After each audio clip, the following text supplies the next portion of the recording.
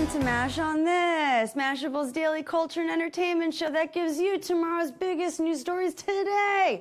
Sponsored by Ally's Hardest Working Dollar. I'm your host, Caddy K with 4 hungry eyes, also known as Dory Greenberg. On Mash on This, we give you a quick rundown of what we think is the best the internet has to offer. Be sure to tell us what you think in the comments, and we'll get to them at the end of the show. Don't be shy. Now, let's get into it, shall we? We're starting the day with a little company called Hobby Lobby, which is best known for overpriced home tchotchkes and for suing the U.S. government because they hate the idea of paying for women's birth control.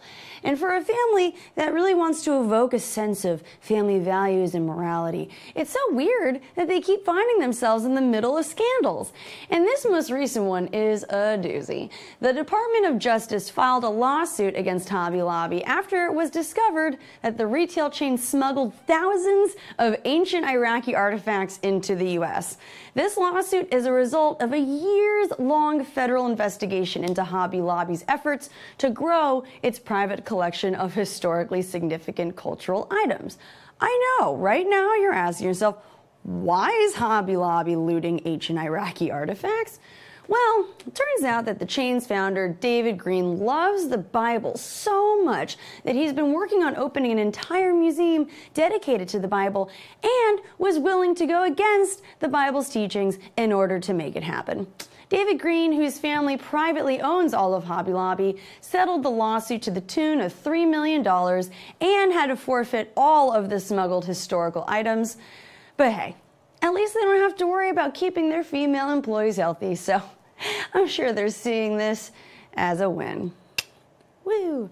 Much to everyone's surprise, fidget spinners are still a thing, and stories surrounding the kids' toys seem to be getting weirder and weirder. The world's most expensive fidget spinners now exist, and the price tag will make you simultaneously blush and punch a wall.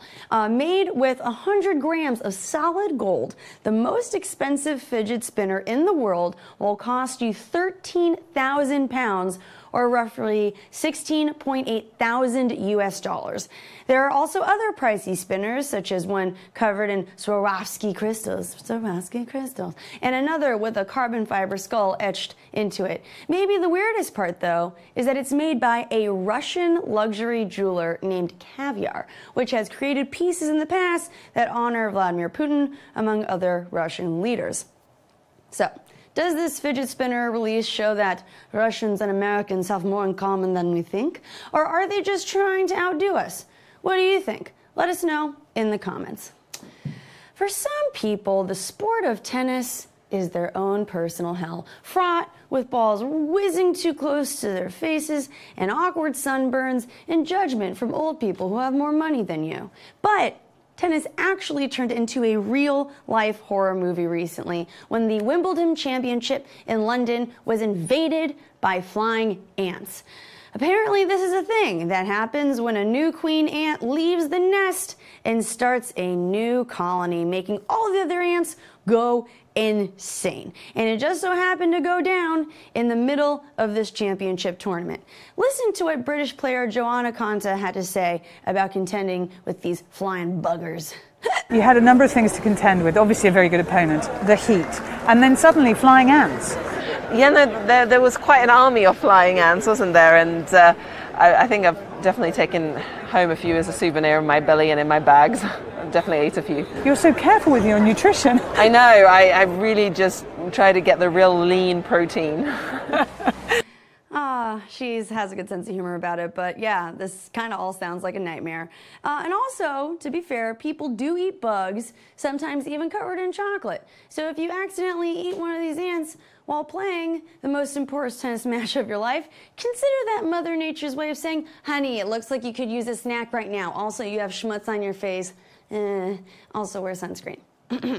While Amazon continues to build its evil empire of quality Whole Foods produce and bulk tampon drones, Walmart has been lurking in the shadows, plotting and patiently waiting for their time to strike.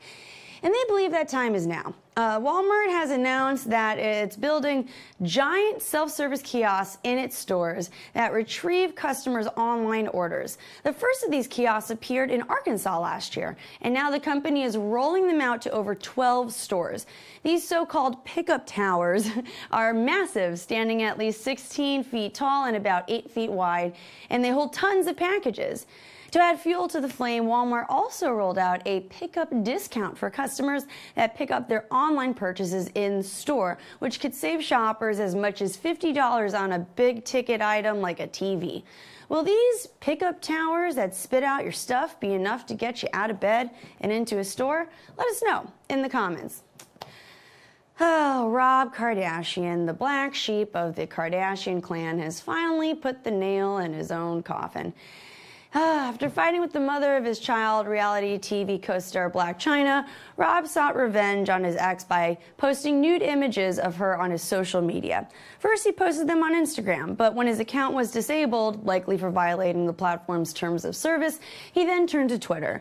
Within about 30 minutes, Twitter had also removed the nude images of Chyna, though his account still remains active. Obviously, this is a disgusting and ignorant way to shame someone, but it might also be breaking the law. Non-consensual porn or revenge porn is illegal in the state of California and can be punishable by jail time and a fine. According to the law, images or recordings of intimate body parts meant to stay private cannot be distributed with the intent to cause emotional distress. So that said, we truly hope you enjoy your uphill legal battle, Rob. We bet your whole family is very happy to pay for it. Now, not sure if you can tell or not, but I am extremely jet-lagged and hungover because I had a little too much fun in Los Angeles for the 4th of July. But you know what city really knows how to get down? Seoul. Because South Koreans have incorporated booze into their daily lives to the point where they now have a reputation as one of the hardest drinking nations in the world. Woo. This had led to the creation of morning recovery, a hangover cure based on some traditional South Korean remedies. There is such a demand for this kind of product that Morning Recovery's Indiegogo campaign met 300% of its $25,000 goal in less than 24 hours. The magic ingredient is DHM, a chemical that's extracted from the Hovinia dulcis tree's fruit, called hotge in Korean, and also includes milk thistle. That's a weird word. Milk thistle and prickly pear extract. The creator of Morning Recovery, Season Lee, said that he and his team got drunk every night and tested their product to see if it worked, saying, quote, "That's really the only way to do it." Hangover remedy drinks have become a $120 million industry in South Korea. And to be honest, I'm a little shocked that this trend hasn't made it way to America yet. How can a country full of Kenny Chesney fans not be one full of hangover drinks? We really have some work to do, mostly for me, because I need one right now.